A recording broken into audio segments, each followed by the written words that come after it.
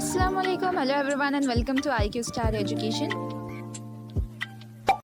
This will be the third chapter of the chemical reaction and equation. ये जो chapter है third chapter जो कि आपके साइंस 1 के टेक्स्ट बुक का है, तो वो हम इस वीडियो में स्टार्ट करेंगे. This will be the part 1 of the video.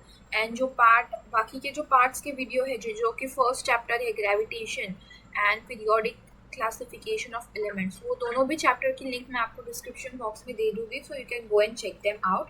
So without wasting any time let's start our third chapter. तो थर्ड चैप्टर का यही मकसद है कि आपको फिजिकल और केमिकल रिएक्शन क्या है, केमिकल रिएक्शन के इक्वेशंस कैसे लिखे जाते हैं, वही सब सिखाने का. तो पहले हम जान लेते हैं कि फिजिकल और केमिकल रिएक्शन में क्या डिफरेंस है. दोनों भी एक तरह के चेंज है, यानी कि उनमें चेंज आता है, किसी भी तरह का चेंज आता है, बट किस तरह का चेंज आता है लेट्स सी. तो फिजिकल रिएक्शन ऐसे रिएक्शन होते हैं जिसमें उनके जो कंपोनेंट्स है किसी भी सब्सटेंस के, वो चेंज नहीं होते. वाइल इन केमिकल रिएक्शन उनके जो कंपोनेंट्स है वो चेंज हो जाते हैं. उनके कंपोनेंट्स क्या हो जाते हैं, चेंज हो जाते हैं. यहाँ पे हम एग्जांपल ले लें तो यहाँ पे फिजिकल रिएक्शन में क्या होता है, उनके फिजिकल जो चीज़ें होती है वो चेंज हो जाती है, और ये क्या होती है, रिवर्सिबल होती है. जैसे कि उनका टेम्परेचर चेंज हो जाता है, उनका स्टेट चेंज हो जाता है, या कुछ और चीज़ें. बट यहाँ पे क्या है, वो रिवर्सिबल है, यानी कि वो वापस हम रिएक्शन को उल्टा कर सकते हैं. बट यहाँ पे केमिकल रिएक्शन में क्या हो रहा है, उनके सारे केमिकल कंपोनेंट्स जो है वो सब चेंज हो रहे हैं. तो हम इस रिएक्शन को रिवर्स नहीं कर सकते, यानी कि ये इरिवर्सिबल रिएक्शन है. यहाँ पे एग्जाम्पल देख रहे हैं, यानी मेल्टिंग ऑफ आइस का. यहाँ पे आइस जब मेल्ट हो रहा है, आइस क्या था, सॉलिड फॉर्म था. किसका था, वाटर का सॉलिड फॉर्म था. बट जब वो मेल्ट हो रहा है तो वो किस फॉर्म में जा रहा है, वो लिक्विड फॉर्म में जा रहा है, लेकिन फिर भी वो वाटर ही है. तो यहाँ पे क्या है, उसका जो कंपोनेंट है चेंज नहीं हो रहा है, वो एज इट इज है, बट उसका सिर्फ स्टेट चेंज हो रहा है, एक फिजिकल स्ट्रक्चर चेंज हो रहा है. तो यहाँ पे क्या है, ये फिजिकल रिएक्शन का एग्जाम्पल है. अब हम केमिकल रिएक्शन की जब हम बात करेंगे तो केमिकल रिएक्शन का आप एग्जाम्पल यहाँ पे देख सकते हैं, burning of would. Burning of would में क्या होता है, जब वुड बर्न होता है तो वुड क्या है, एक सॉलिड चीज़ है. वुड एक सॉलिड चीज़ है, बट यहाँ पे उसको जब हीट मिलती है, बहुत सारी हीट मिलती है, तो उसका क्या कन्वर्जन हो जाता है, हमें लास्ट प्रोडक्ट क्या मिलता है, उसका राख मिलती है, और जो गैस यहाँ से रिलीज होती है. तो वो राख क्या है, वो भी सॉलिड ही चीज़ है, यानी कि वो कार्बन है. बट कार्बन किस फॉर्म में, सॉलिड फॉर्म में. और यहाँ पे क्या हो रहा है, वुड का पूरा कन्वर्जन हो रहा है, इसे हम वापस वुड में कन्वर्ट नहीं कर सकते. तो ये क्या है, इरिवर्सिबल रिएक्शन है, केमिकल चेंज है, जिससे उसके कंपोनेंट्स क्या हो रहे हैं, चेंज हो रहे हैं. So these are nothing but the chemical and physical reaction. और भी एक एग्जांपल बता दूं मैं आपको केमिकल रिएक्शन के, जैसे कि मिल्क स्पॉइलेज, या किसी भी फ्रूट राइपन होना, किसी भी फ्रूट का पकना, तो वो क्या हो रहा है, उसमें केमिकल चेंजेस हो रहे हैं. जैसे कि मैंगो जब पकता है तो वो क्या होता है, ग्रीन से पूरा येलो हो जाता है, तो वहाँ पर उसके केमिकल कंपोनेंट्स चेंज हो जाते हैं पूरी तरीके से.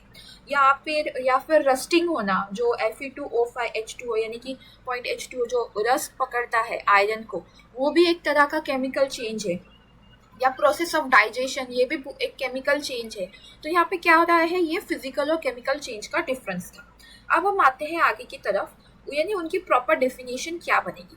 केमिकल फिजिकल चेंज में क्या हो रहा है, no change in composition is happening. किसी भी सब्सटेंस का कंपोजिशन चेंज नहीं हो रहा. ये रिएक्शन क्या होती है, रिवर्सिबल होती है. उनके फिजिकल कंपोनेंट्स में ही चेंज आता है, इसीलिए हम उस रिएक्शन को रिवर्स कर सकते हैं. बट यहाँ पे केमिकल चेंज क्या है, केमिकल चेंज इस तरीके का चेंज है कि उसमें जो केमिकल कंपोनेंट्स है, केमिकल कंपोजिशन क्या हो रहे हैं, चेंज हो रहे हैं, और ये क्या होती है, इरिवर्सिबल होती है. उसके पूरे केमिकल कंपोनेंट्स ही चेंज हो रहे हैं, तो हम उसको रिवर्स नहीं कर सकते, इसीलिए उसे क्या बोला जाता है, केमिकल चेंज बोला जाता है. अब हम आगे की जब हम बात करें तो एक एग्जांपल ले लेते हैं. यहाँ पे बर्निंग ऑफ कोल, क्या है, ये एक कोल है जो हम बर्न कर रहे हैं, किसको, कोल को बर्न कर रहे हैं. तो अब यहाँ पे जब कोल को हम बर्न करेंगे तो यहाँ पे क्या रिएक्शन होगी, यहाँ पे क्या है, कार्बन जो कोल में रहता है वो और ऑक्सीजन जब एक दूसरे से रिएक्ट करेगी, तब हमें क्या मिलेगा, कार्बन डाइऑक्साइड, यानी कि कार्बन डाइऑक्साइड गैस यहाँ पे फॉर्म होगी. तो ये क्या था, उसका केमिकल रिएक्शन था, यानी कि कौन से कंपोनेंट्स रिएक्ट हो गए एक दूसरे से, और रिएक्ट हो गए तो क्या उसका रिएक्शन का रिजल्ट मिलेगा, वो हमने इस तरीके से लिखा है। अब इसको हम उसके केमिकल इक्वेशन में लिखते हैं, यानी कि हर टाइम पे हम ऐसे वर्ड से नहीं लिख सकते, इसलिए उसका हम केमिकल इक्वेशन लिखेंगे। यहाँ पे कार्बन का C, ऑक्सीजन का O2 और कार्बन डाइऑक्साइड का CO2। तो इस तरीके से कुछ केमिकल इक्वेशन लिखा जाता है। तो केमिकल रिएक्शन एक्चुअली में है क्या? तो केमिकल रिएक्शन एक ऐसी प्रोसेस है in which some substances undergoes bond breaking and are transformed into new substances by new bond formation. यहाँ पे क्या हो रहा है, एक रिएक्शन ले लेते हैं हम इसी की, C plus double bond O यानी कि O2, और यहाँ पे क्या फॉर्म हो रहा है, कार्बन डाइऑक्साइड यानी कि कार्बन और 2 ऑक्सीजन। तो यहाँ पे क्या हो रहा है, ऑक्सीजन ऑक्सीजन का बॉन्ड ब्रेकिंग हो रहा है और यहाँ पे न्यू बॉन्ड फॉर्मेशन होके कार्बन डाइऑक्साइड फॉर्म हो रहा है। तो यही केमिकल रिएक्शन का डेफिनेशन बताता है कि किसी सब्सटेंस क्या होता है, कोई सब्सटेंस का बॉन्ड ब्रेकिंग होता है और कोई वो ट्रांसफॉर्म हो जाते हैं न्यू सब्सटेंस पे by new bond formation. So this was about the chemical reaction. अब केमिकल इक्वेशन का क्या होता है, कैसे लिखा जाता है, वो हम एक एग्जांपल के थ्रू समझते हैं। यहाँ पे हम ले लेते हैं एक बीकर में हम क्या डालेंगे, एक लिक्विड डालेंगे। अब ये जो ब्लू कलर का लिक्विड आप देख सकते हैं वो कौन सा लिक्विड है, CuSO4 का लिक्विड है, यानी कि कॉपर सल्फेट का लिक्विड है। क्या है, कॉपर सल्फेट का एक्वियस सोल्यूशन है, जो कि कौन से कलर का होता है, ब्लू कलर का होता है। अब उसमें हम क्या डालेंगे, हम उसमें कुछ इस तरीके से पार्टिकल्स डालेंगे। ये पार्टिकल्स क्या है, जिंक के पार्टिकल्स है, यानी कि हम उसे जिंक डस्ट बोलेंगे। तो यहाँ पे हम जब कॉपर सल्फेट के सॉल्यूशन में जिंक डस्ट डालेंगे तो हमें क्या रिजल्ट मिलेगा, जिंक सल्फेट मिलेगा। क्या मिलेगा, जिंक सल्फेट मिलेगा, जो कि कलरलेस होगा। क्या होगा, कलरलेस। यहाँ पे क्या था, ब्लू कलर था, जो कि कलरलेस सॉल्यूशन में बदल जाएगा जिंक सल्फेट के, और हमें कॉपर के क्या मिलेंगे, पार्टिकल्स नीचे मिलेंगे, कुछ इस तरीके से। यहाँ पे रिएक्शन हो गई, हमें कलरलेस सॉल्यूशन मिल गया और नीचे हमने क्या देखा कि कॉपर के पार्टिकल्स ऐसे नीचे की तरफ चले गए थे। तो ये थी उसकी रिएक्शन। क्या मिला, हम उसे फिर से एक बार देख लेते हैं, अच्छी तरीके से लिख लेते हैं, ठीक है। तो यहाँ पे हमने क्या देखा, हमने एक्वियस सॉल्यूशन लिया था। किस चीज़ का एक्वियस सॉल्यूशन लिया था, हमने कॉपर सल्फेट का एक्वियस सॉल्यूशन लिया था, जिसमें हमने क्या ऐड किया था, सॉरी यहाँ पे रॉन्ग हो गया, यहाँ पे एक्वियस सॉल्यूशन हमने लिया था, किसका एक्वियस सॉल्यूशन लिया था, कॉपर सल्फेट का एक्वियस सॉल्यूशन लिया था। और उसमें क्या ऐड किया था, हमने जिंक डस्ट ऐड किए थे, है ना, जिंक डस्ट ऐड की थी। तो हमें रिएक्शन में क्या मिला, हमें रिजल्ट में क्या मिला, एक्वियस सॉल्यूशन ही मिला। ऑफ कोर्स एक्वियस सॉल्यूशन है तो एक्वियस सॉल्यूशन में ही मिलेगा हमें रिजल्ट। किस चीज़ का मिला था, जिंक सल्फेट का एक्वियस सॉल्यूशन मिला था, और कॉपर के कुछ पार्टिकल्स हमने देखे थे। तो ये है उसके chemical equation.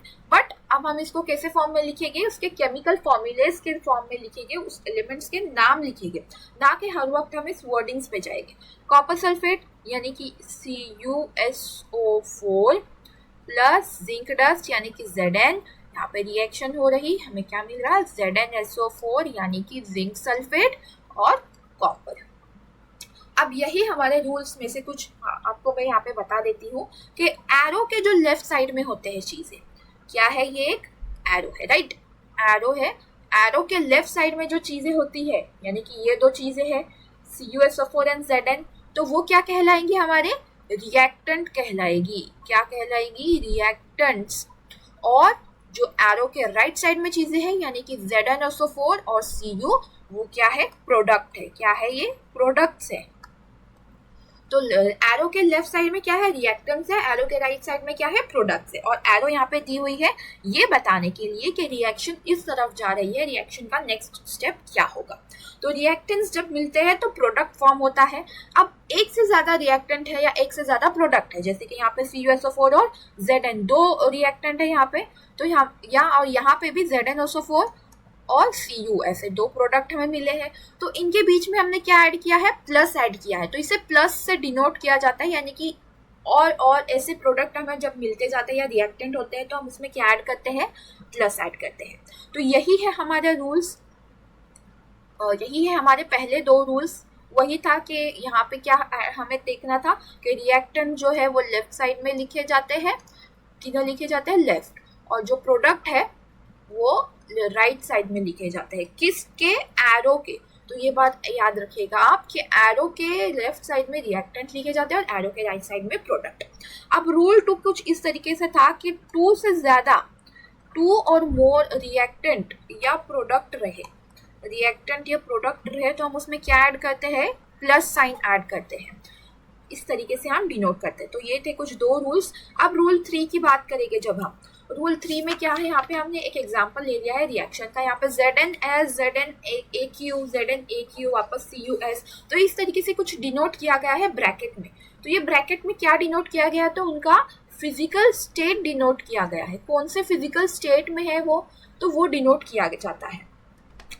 G for gas, G से गैस को डिनोट करते हैं, L से लिक्विड को डिनोट करते हैं, AQ से एक्वियस सॉल्यूशन को डिनोट करते हैं। अब लिक्विड और एक्वियस सॉल्यूशन में क्या डिफरेंस है, तो एक्वियस सॉल्यूशन मतलब कि उसमें वाटर मिक्स होता है, एक्वियस सॉल्यूशन मिक्स करते हैं, एक्वियस सॉल्यूशन होता है, या S से सॉलिड को डिनोट करते हैं। तो यही रिएक्शन जब हम देखेंगे तो ZnS यानी कि Zn क्या है, सॉलिड में है, CuSO4 यानी कि एक्वियस सॉल्यूशन हमने जो लिया था बीकर में वो था, और वापस से हमें क्या मिला, ZnSO4 एक्वियस सॉल्यूशन में मिला, इसलिए AQ और CuS यानी कि सॉलिड में हमें उसके पार्टिकल्स दिखे थे, है ना, उसके नीचे बीकर के लास्ट सेक्शन में।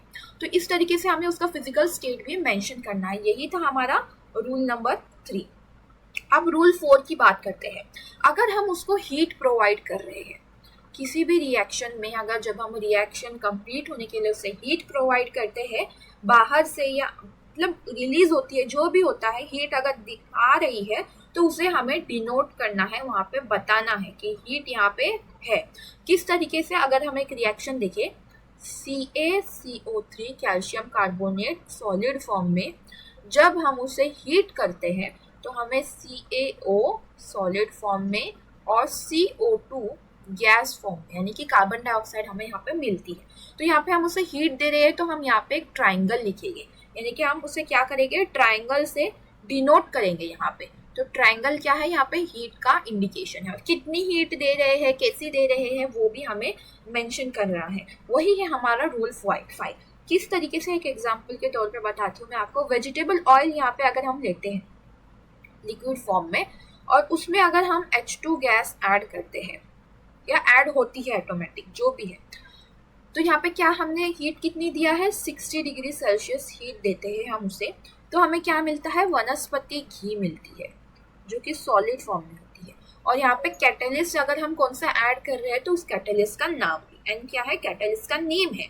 और अब कैटलिस्ट क्या है, तो कैटलिस्ट एक ऐसी चीज़ होती है जो कि रिएक्शन को स्पीड अप करती है बट रिएक्शन में पार्ट नहीं लेती, स्पीड अप करती है बट रिएक्शन में पार्ट नहीं लेती। यानी कि अगर हम उसे इस टाइम पे डाल रहे हैं तो हम उसे रिएक्शन कंप्लीट होने के बाद वैसे का वैसा निकाल भी सकते हैं, रिमूव भी कर सकते हैं। तो यही होता है कैटलिस्ट। कैटलिस्ट रिएक्शन में पार्ट नहीं लेता बट रिएक्शन को स्पीड अप करता है। तो हम कोई भी कैटलिस्ट डाल रहे हैं, कैसा डाल रहे हैं, क्या उसका टेम्परेचर होगा, हीट प्रोवाइड कर रहे हैं, तो वो भी हमें मेंशन करना है। और एक चीज़, अगर यहाँ पे कोई भी गैस बन रही है, या जैसे कि CO2 गैस बन रही है, तो या तो यहाँ पे गैस का ऐसा लिखना है, या फिर CO2 ऐसी अपवर्ड करके हमें उसका एरो बनानी है। तो यहाँ पे ये बात आप ध्यान में रखिए कि CO2 अगर गैस बन रही है तो यहाँ के वो रिलीज होगी, तो इस तरीके से ऊपर वाला एरो देंगे, या फिर यहाँ पे हम G लिखेंगे। रूल 6 की जब हम बात करेंगे तो रूल 6 में क्या है, स्पेशल इंफॉर्मेशन होती है अगर किसी भी चीज़ की, तो वो हमें मेंशन करनी है, जैसे कि उनके नाम। यहाँ पे क्या है, कैल्शियम कार्बोनेट, तो उसका नाम हमें लिखना है। फिर यहाँ पे हो रहा है कार्बन डाइऑक्साइड, तो कार्बन डाइऑक्साइड का भी पूरी तरीके से नाम लिखना है। तो ये हो गई उसकी स्पेशल इन्फॉर्मेशन। अगर वो कॉन्सेंट्रेटेड है तो कॉन्सेंट्रेट वहाँ पे लिखना है, अगर वो एक्वियस सॉल्यूशन है तो एक्वियस सॉल्यूशन में लिखना है। अब कॉन्सेंट्रेटेड और डाइल्यूट मतलब क्या, तो कॉन्सेंट्रेटेड मतलब वो उसके ओरिजिनल फॉर्म में, जैसे कि HCl अगर हम लेते हैं तो HCl क्या हो, हम कौन से भी रिएक्शन में लेते तो वो कॉन्सेंट्रेटेड है कि डाइल्यूट है, कि डाइल्यूट मतलब पानी में मिक्स, उसका पानी में मिक्सचर। और कॉन्सेंट्रेटेड मतलब कि वो ओरिजिनल फॉर्म।